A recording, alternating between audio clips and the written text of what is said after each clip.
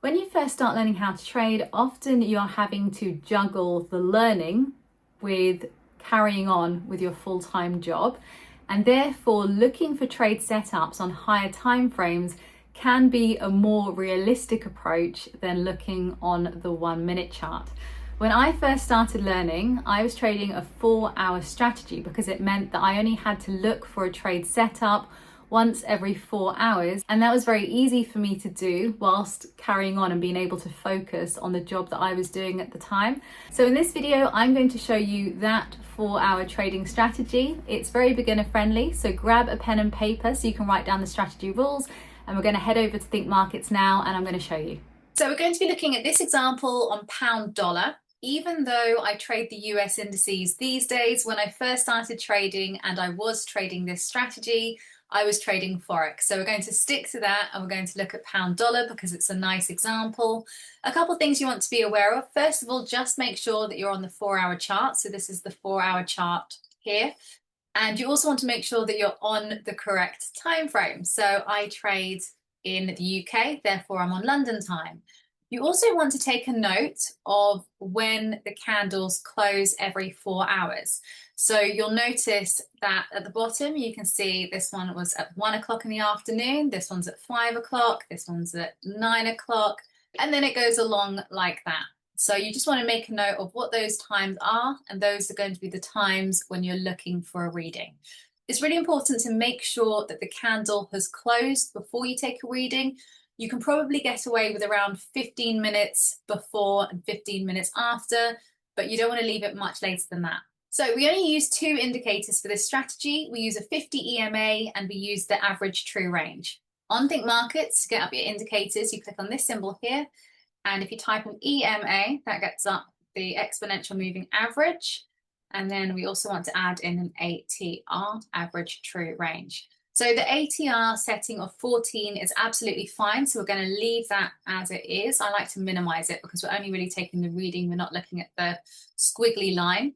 On the EMA, it comes up as default setting 9. We do want to adjust this. So we go to settings and we adjust this to 50.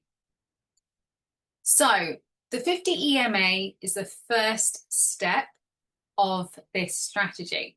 It helps us to determine whether we're in an uptrend, a downtrend, or a range.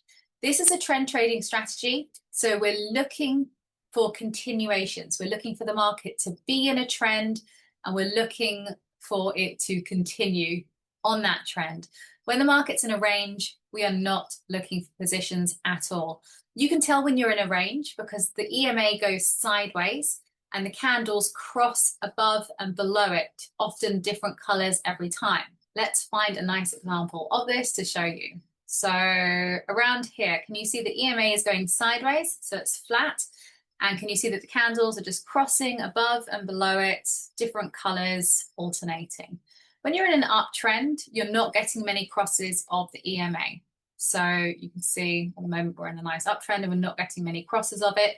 And the EMA is pointing up. When you're in a downtrend, the EMA is pointing down and you're not getting many crosses. You might get the candles moving up and touching the EMA, but they're not actually crossing above and below it. When you start seeing the candles closing above the EMA, when you're in a downtrend, that's a red flag. Or when you're in an uptrend and they start crossing below and actually closing below, that is also a red flag. You want to know that you're in a nice trend to continue with this strategy. So that's the first step. Look at the 50 EMA. Are the candles in a trend? Is it a nice trend? And what side of the EMA are they on? So if the candles are predominantly above the EMA and the EMA is pointing up, you can say that you are in an uptrend and you are looking for buy positions only.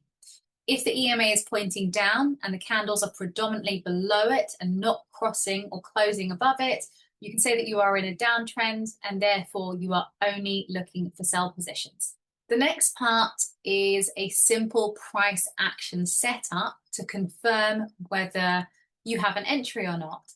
The idea is that we are waiting for a pullback to happen before entering. Can you see that even when you're in a downtrend, you still get little moves in the opposite direction? So even though the candles are predominantly red in a downtrend, you will get small green candles. These are called pullbacks.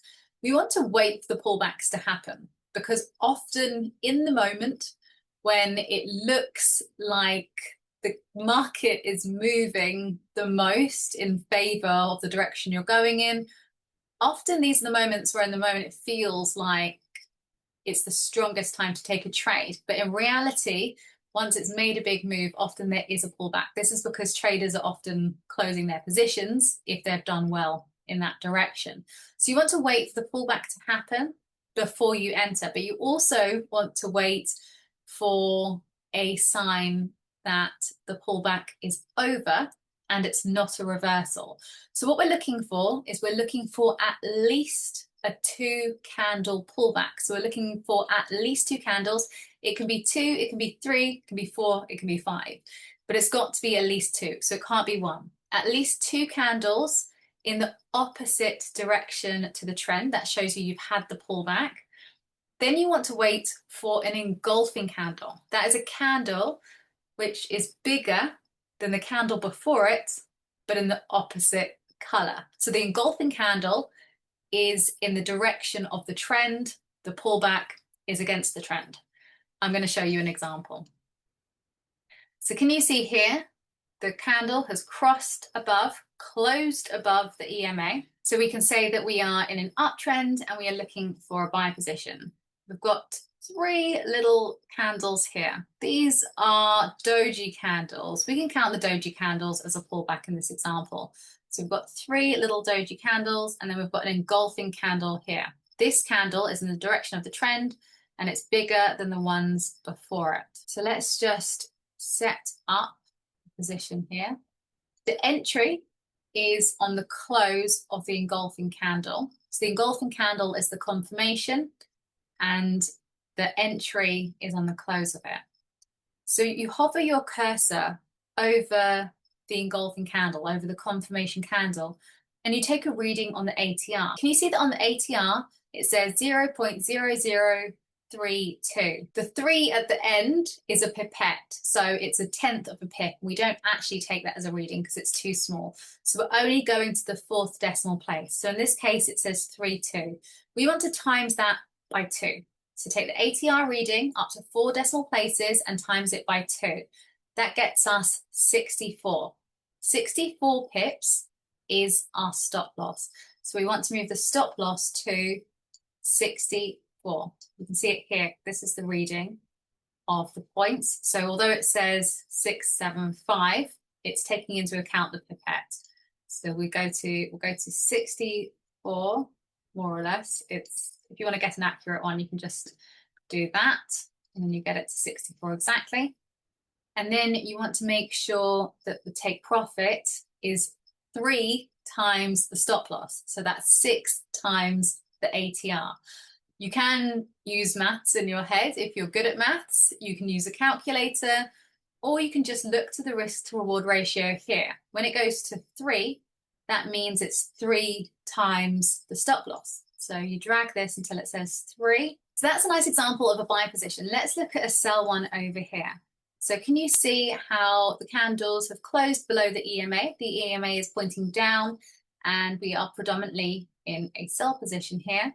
Can you see we've got these 4 little candles here? We've got a little bit of a pullback, and then we've got an engulfing candle. This candle is in the direction of the trend and it's bigger than the candle before it. So we'll take a sell position. So we'll go to sell position here.